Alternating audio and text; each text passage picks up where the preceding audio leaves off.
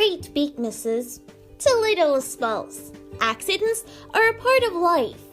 Most of us try to avoid these problems, but sometimes accidents can be very lucky. Sometimes they can change the world. Take penicillin, for example. You might not think you could discover a wonder drug by forgetting to wash your dishes. But that's what happened to the scientist Alexander Fleming in 1928. He was positive he could find a drug that would kill bacteria in the human body. His lab was full of petri dishes containing different types of bacteria. He should have cleaned the petri dishes in his lab before he went on vacation. But he didn't. When he returned 2 weeks later, they were covered in mold. Yuck! But in one of the dishes, the mold seemed to be causing a problem for the bacteria. It was actually pushing the bacteria away. Fleming suspected this accidental growth of mold could be the key to the wonder drug he was looking for. And he guessed right. Today, penicillin is the most widely used antibiotic drug in the world.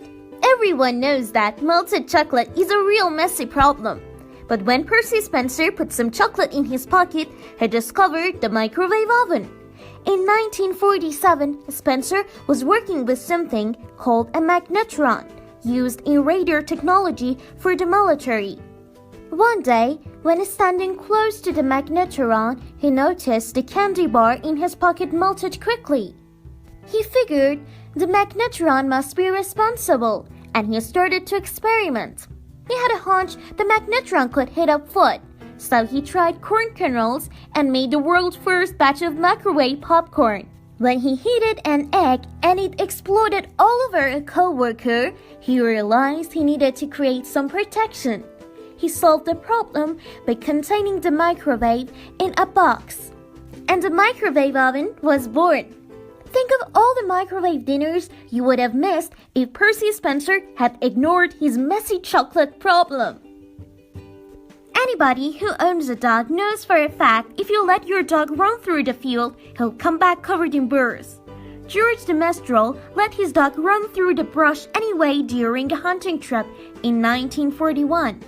As he was dealing with the problem and picking up the burrs at home, he wondered what made these little things stick so well.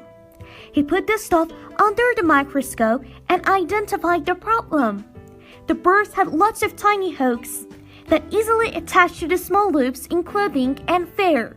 That gave the Mestral an idea. He was sure that if he could create a product that did the same thing, it would be very popular.